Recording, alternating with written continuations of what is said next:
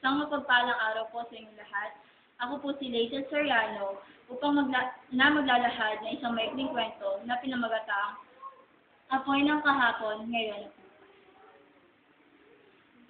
Sa barangay San Jose Rodriguez Rizal ay may naniniraang isang pamilya. Pamilyang itinataguyod na isang ilaw ng tahanan na nagngangalang Lita. Salit, ito ang tawag kay Lita sa kanyang lugar.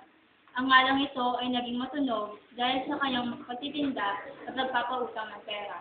Sa pamamagitan nito, ay nitataguyod niya ng mag-isa ang kanyang 4 na inosenteng mga anak. Kahit siya ay hiwalay sa asawa at nakikitira lamang, ay nanatili silang namumuhay ng payak. Tanghalian, habang nagsasalo-salo ang mag-anak, sa simpleng pananghalian, ay biglang dumating ang biyanan at ang mga anak nito. Akala ni Lita at ng kanyang mga anak ay magandang balita ang dala ng mga ito. Ngunit walang babalang sila'y pinalaya. Marahat na inilabas ang kanilang kagamitan.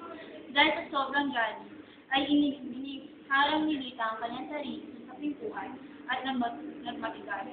Hindi siya natinag sa mga pinagsasabi ng kanyang biyanan, hanggang sa biglang tinutukan siya ng baril ng kanyang biyanan na lalaki.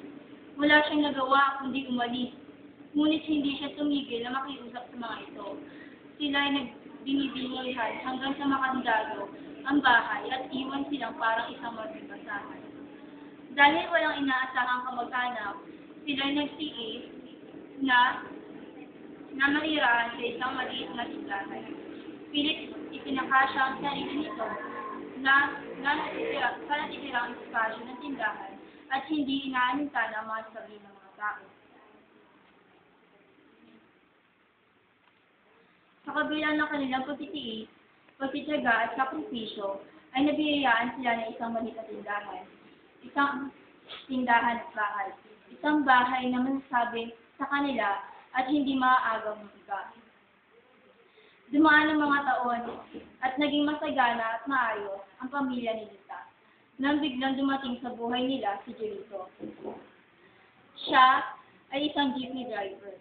Tulad ni Lita, ay hiwalay din ito sa asawa at may mga anak na. Ngunit hindi ito naging hadlang upang umibig muli si Lita.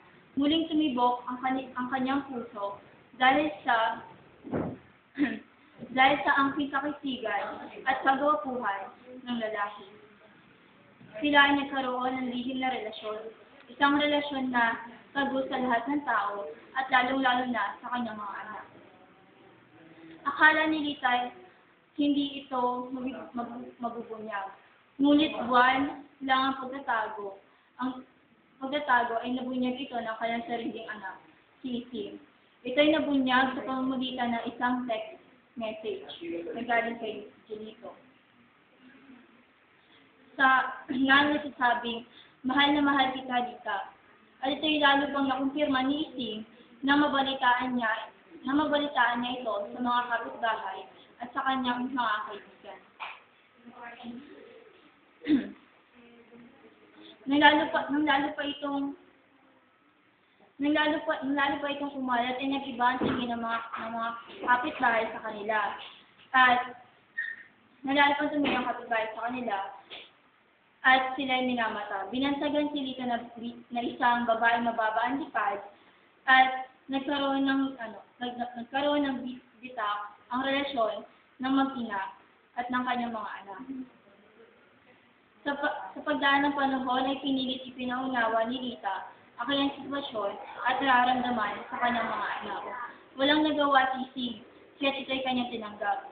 At ang tanging nasa isip nito ay maibigay ang kaligayahang hinahangad ng kanyang ina at masuklian ang mga sakripisyong nagawa ng kanyang ina sa kanila. Dahil masyado ng madami ang nangyari sa lugar na iyon at punong-puno na ng mga alaalang masalimuot, ay nagdesisyon na ang mag-anak na lumipat ng tirahan. Sila lumipat ng tirahan sa San Rafael kasama si Julito na naging haligi ng tahanan at bumuo ng isang pamilya nagsasama sa hirap at ginhawa. At iyon lamang po ang aking kwento. Ang aral sa kwentong ito ay manatiling matatag at at manalig sa Diyos sa anumang pagsubok na darating sa ating buhay.